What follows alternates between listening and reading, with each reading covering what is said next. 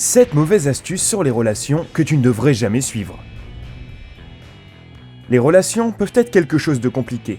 En devenant plus sérieuses, de nouveaux problèmes et quiproquos peuvent survenir sans prévenir. Bien sûr, tout le monde te donnera un conseil bien particulier concernant ta relation. Mais même les plus sincères et les plus sages peuvent parfois avoir un impact négatif sur ta relation et laisser avec des doutes. Sympa à trouver quels sont les conseils que les psychologues recommandent d'éviter à tout prix si tu veux que ta relation soit saine.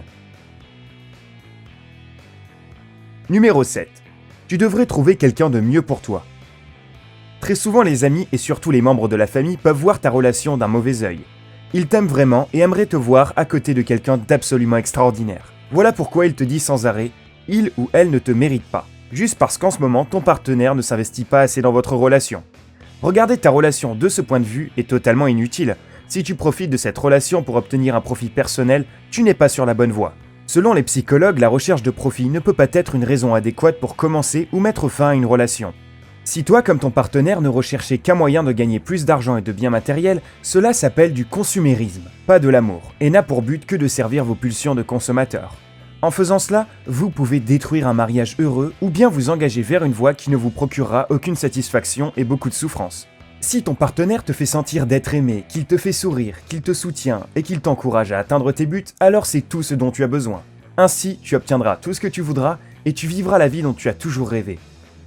Numéro 6. Montre-leur qui est le patron. Ne te laisse pas marcher sur les pieds. On croit que dans n'importe quelle relation, qu'elle soit amicale ou sentimentale, il y a un dominant et un dominé, et parfois le suiveur peut avoir du mal à prendre la tête. Dans cette situation, il faut que tu te souviennes que premièrement, chacun a une part de responsabilité dans sa relation.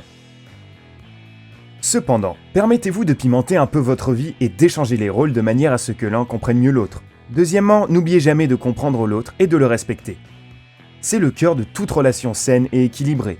Ce n'est pas une compétition pour savoir qui est le plus cool ou qui est le meilleur, c'est l'unité où vous devriez être à égalité. Voilà ce qui rendra votre couple solide et durable.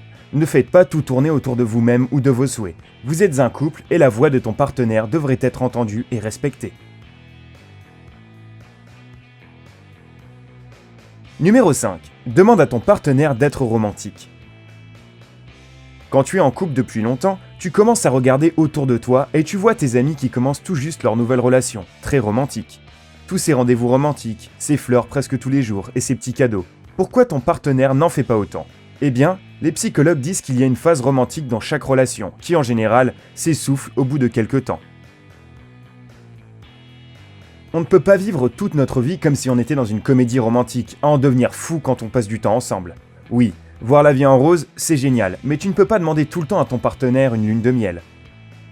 Toute relation traverse différentes étapes de développement. Chacune présente ses avantages et ses inconvénients. Souviens-toi de ces disputes stupides que vous aviez eues au début. Et aujourd'hui, vous en êtes là, vous vous aimez et vous comprenez à un tout autre niveau. Et vous savez quand même ajouter un peu d'amusement et d'aventure dans votre vie à tout moment.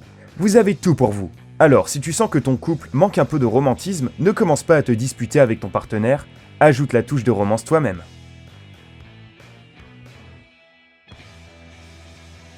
Numéro 4. Ne dis rien, n'envenime pas la situation. Les conflits sont une part inévitable dans une relation, et on en a besoin. C'est grâce à ces malentendus et à ces disputes que vous apprendrez à mieux vous connaître. En comprenant ce que ton partenaire trouve inacceptable et quel est son point de vue sur ce problème. Il est quasiment impossible d'éviter le conflit dans une relation. Et pour être honnête, mieux ne vaut pas le faire. En même temps, n'oublie pas de résoudre les conflits le jour même où ils se produisent. Tu ne devrais pas refouler tes émotions et attendre d'exploser un jour, car cela nuira encore plus à ton mariage ou à ton couple. Ton compagnon continuera de faire des erreurs parce qu'il ne saura tout simplement pas ce que tu n'approuves pas chez lui. Ne joue pas la victime, cela n'arrangera pas les choses. Sois honnête et parlez de vos sentiments tous les deux au lieu de cela.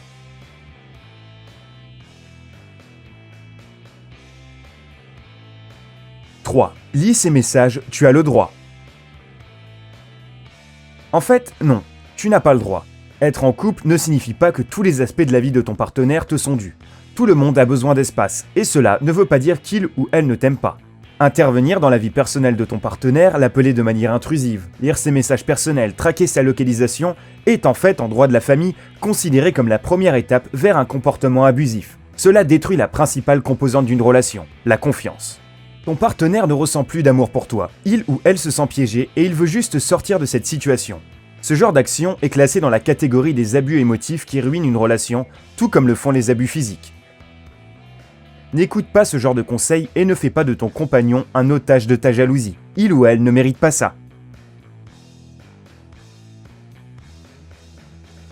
Numéro 2. Rappelle-lui que ce qu'il gagne n'est pas suffisant. L'argent est un sujet très sensible, surtout pour les hommes. Donc fais attention avec ce genre de déclaration. Cette phrase est un excellent moyen pour qu'un petit malentendu devienne un gros conflit dans ton couple.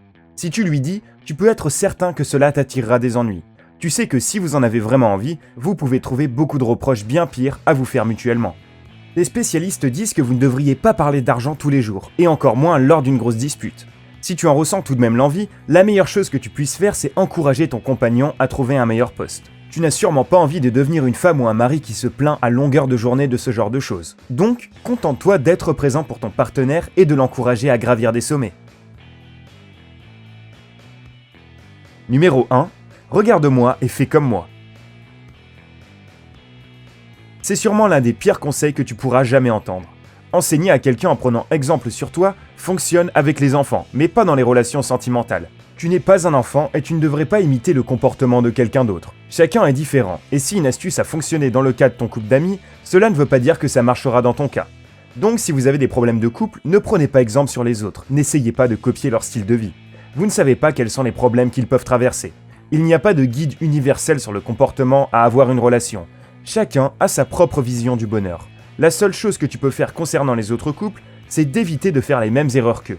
Vous êtes les seuls à décider à quoi ressemble votre couple, donc ne laissez pas les autres vous dire si c'est bien ou si c'est mal. Si vous êtes heureux ainsi, alors c'est tout ce qui compte. Dans toute crise sentimentale, nous sommes les seuls à mieux connaître le vrai fond du problème. Alors pourquoi est-ce qu'on a tendance à écouter des conseils qui nous font pas du bien ? Peut-être parce qu'au fond, nous pensons que les gens peuvent mieux cerner la situation de l'extérieur, en nous donnant de précieux conseils. Mais c'est un sentiment trompeur, car votre relation est sûrement complexe et pleine de détails que personne ne connaît, sauf vous deux. Voilà pourquoi vous devriez écouter votre cœur. Au fond de toi, tu sais si cette relation va perdurer ou non, et ce que tu pourrais faire pour arranger les choses. Il est intéressant d'avoir une opinion extérieure, mais il revient à toi seul de prendre la décision finale. Après tout, c'est toi qui vas en subir les conséquences.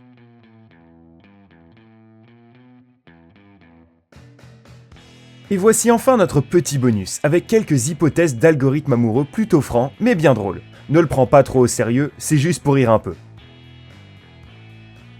Alors, si on prend un homme intelligent et une femme intelligente, c'est la recette parfaite pour un amour durable, car ils seront capables de trouver la bonne méthode pour faire fonctionner leur relation. Si on associe un homme intelligent avec une femme qui ne l'est pas, alors il y a des chances que celle-ci tombe enceinte. Si dans le couple, l'homme est le maillon faible et la femme la plus intelligente, alors cette relation peut conduire à un mariage. Et enfin, si l'homme et la femme sont tous les deux simplés, il y aura une fin épique.